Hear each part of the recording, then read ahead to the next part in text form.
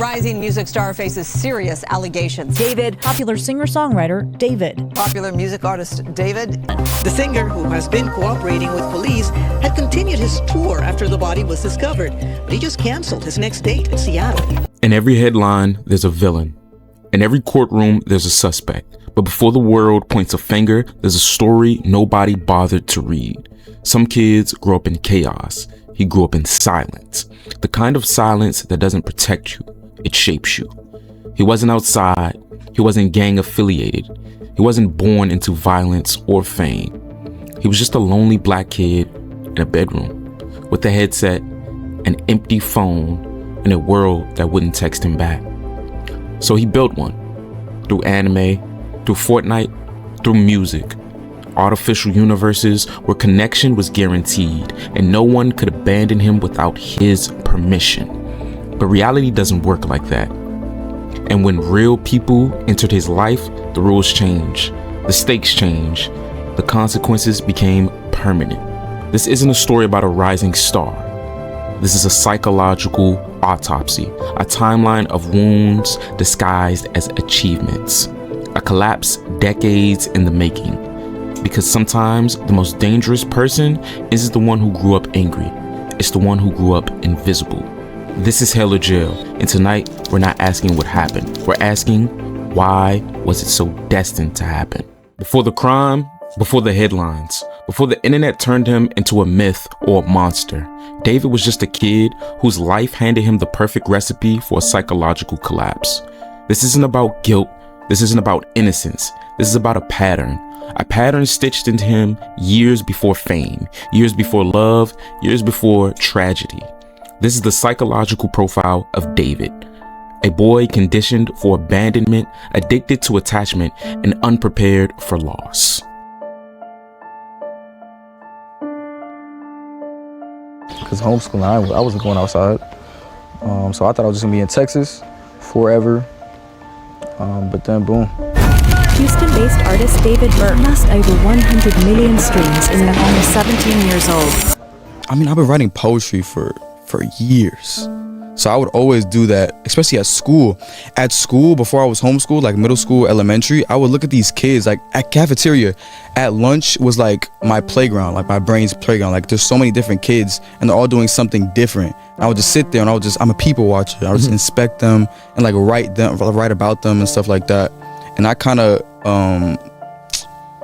brought these characters to life. Homeschooling really takes a toll on a kid. Like isolation. Yeah, and there's outlets like I made a couple friends now that were homeschooled, but they had like these groups that they would go to like bi-weekly and just to socialize. But I didn't have that. Like there was no like extracurricular activities I was involved in it was just me at home playing Fortnite, getting schoolwork done, learning how to code and build computers for 4 years. I always wanted to kind of ask him what was going on. I didn't know that he was homeschooled, but I could see the shift in his energy. You know, I've always kind of noticed when he would come in, his headphones on, it was just the fact that I think he also kind of felt disconnected. Is there a want when you're injecting yourself into somebody else's life and just letting your mind go wild that you find enjoyment leaving your own story and entering somebody else's? Most definitely, because especially after I got homeschooled, because it was just like 4 years of straight nothing, like video games, and that's about it. Like transitioning from public school to homeschool is tragic. I thought I had a lot of friends in middle school, and then after being homeschooled, nobody's hitting me up, nobody's asking me like, where am I at? Why am I not coming to school today? It made me question like, what is a real friend? It's like going on Fortnite and then finding more support from people that don't even know me when people that I literally know didn't even care. It's pretty strange, bro. But it was cool because I found a lot of new passions, like just being alone and finding like my individuality, being myself, and being a nerd and watching anime and not being made fun of for watching anime or doing this and that and the third. Putting that emotion into the music because everybody's experiencing something at one point. Every tragedy starts somewhere quiet. For David, it wasn't a breakup. It wasn't heartbreak. It wasn't fame. It was the day he switched from public school to homeschool. He thought he had a group. He thought he had friends. He thought he had people that cared about him. But once he stopped showing up to class, nobody called. No one texted. Nobody asked where was David. In his own words, The transition showed him exactly how many real friends he had. That's an origin wound. That's the beginning of abandonment programming. The belief that people disappear without warning, and the fear that you aren't worth anything. Most kids move on. He didn't. He internalized it. The silence became the blueprint for every relationship he'd ever have. This is David.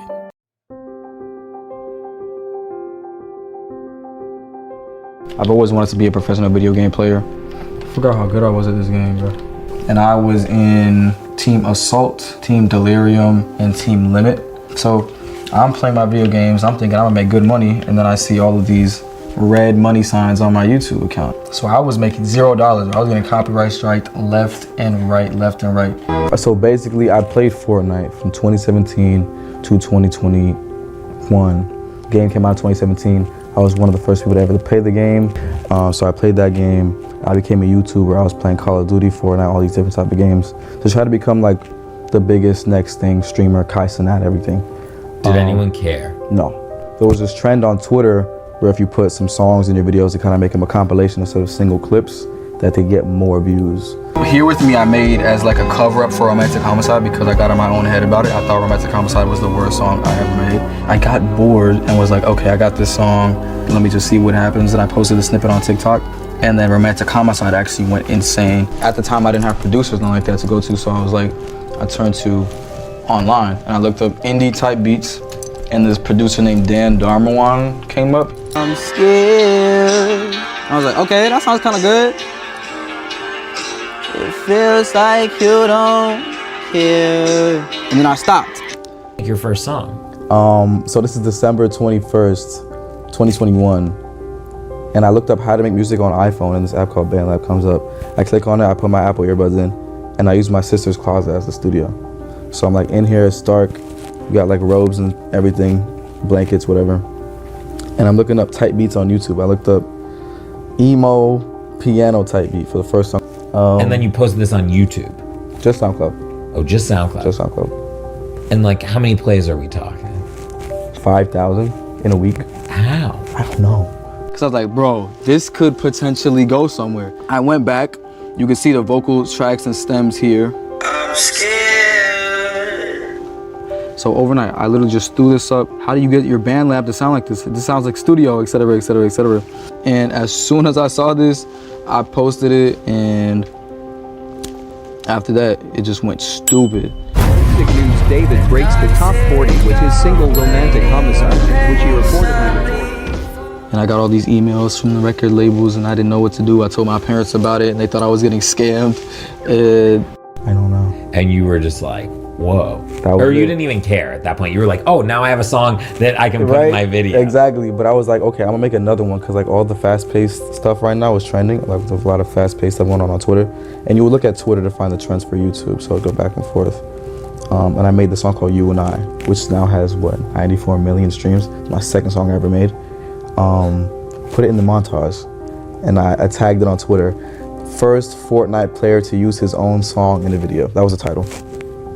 And bro, everyone was using the song after that. Kids who get abandoned early adapt in one of two ways. They either detach completely or they attach obsessively. David became an attachment kid. No school, no classmates, no real peers, just him, anime, Discord, manga, and a headset microphone. He didn't learn normal social boundaries. He learned fantasy relationships, connections without risk, connections without rejection, connection where he controlled the narrative. That's why his music doesn't sound like a teenager who's dated. It sounds like someone who's fantasized attachment so deeply that losing it felt like death, even if it wasn't real. His emotional life became internal, imagined, projected, magnified. This is the psychological soil Romantic Homicide grew out of.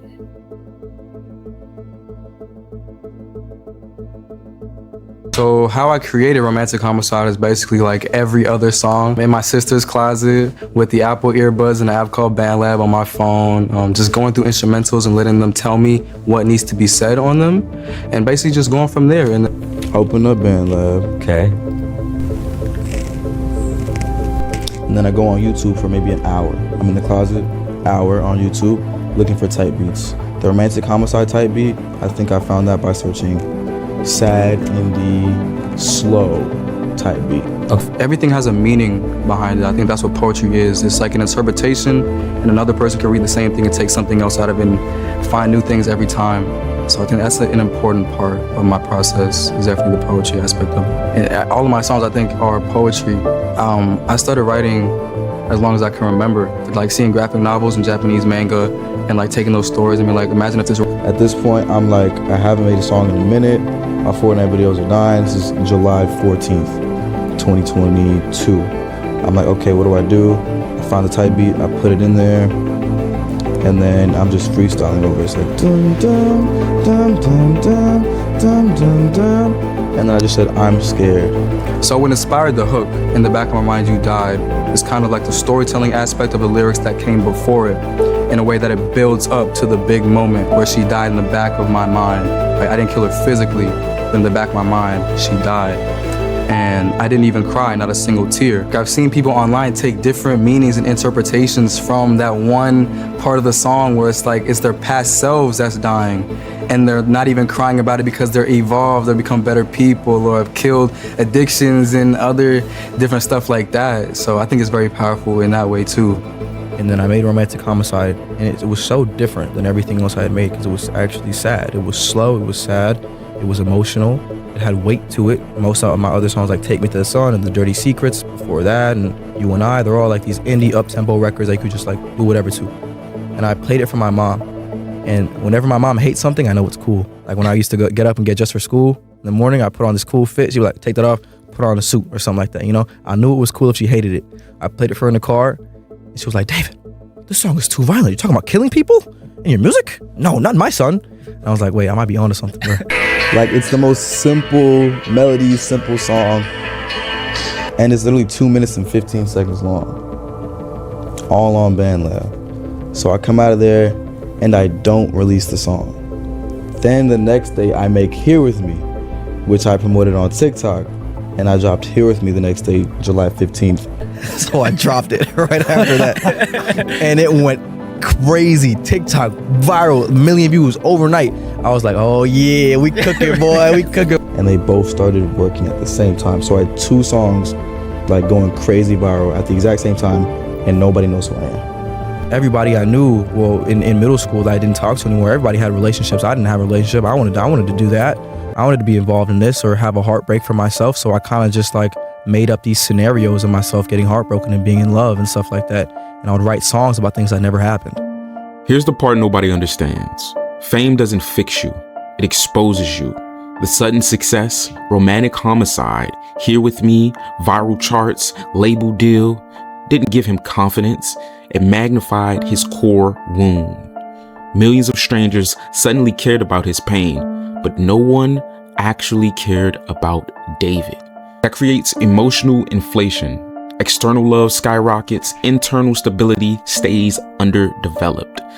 The gap becomes dangerous. Now he's a global voice of heartbreak without real heartbreak experience, without emotional maturity, without any training on how to handle attention, affection, or abandonment. He became addicted to connection, not love, connection. He needed someone, anyone, to fill that silence homeschool created in him years earlier that sets the stage for his ultimate collapse.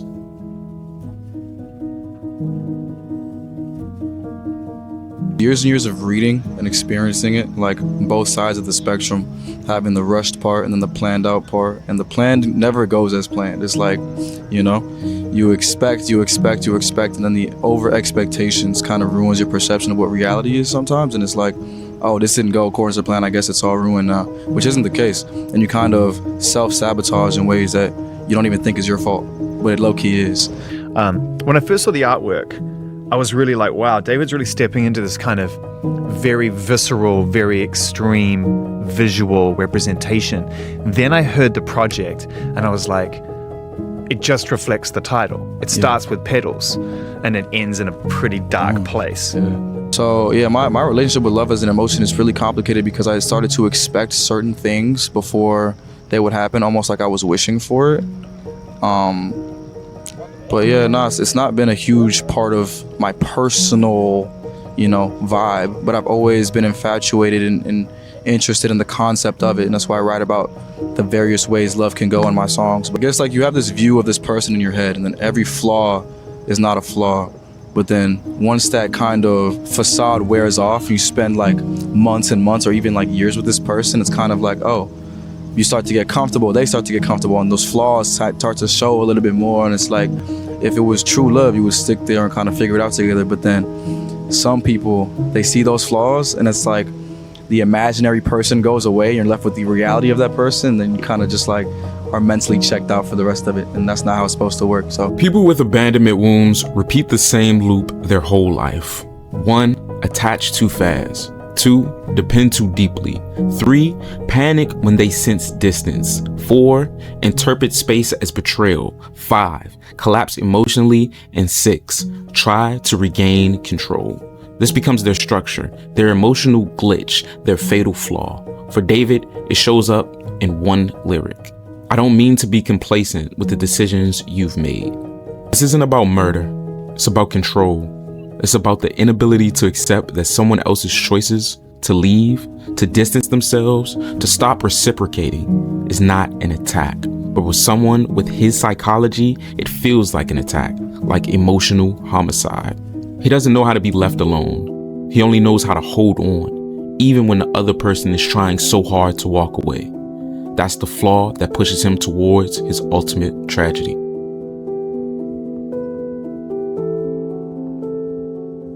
Rising music star faces serious allegations. David, popular singer-songwriter David. Popular music artist David, now considered a suspect in the death of 15-year-old Celeste Rivas, found dead in the trunk of a Tesla owned by him. Police first found the teen's decomposed body on September 8th. LAPD believes the teen died months earlier and say the singer has not cooperated. How 15-year-old Celeste Rivas died and whether a crime was committed remain crucial questions that sources tell ABC News could take weeks, even months, to answer. She was last seen leaving her home here back in 2024. Her family thought she was missing. She was declared missing back then. There's certainly photo and video evidence that she was most likely with David. They were hanging out together. It's unclear if this was a romantic relationship. The medical examiner revealing Rivas had a tattoo reading "shh" on her index finger. David has the same one. The singer, who has been cooperating with police, had continued his tour after the body was discovered, but he just canceled his next date. Fast forward, and a 15-year-old girl disappears. Her remains are found in the trunk of a Tesla registered to David. The investigation points in his direction. Tour gets canceled, internet explodes. I'm not here to say what he did or didn't do. That's for courts and the justice system.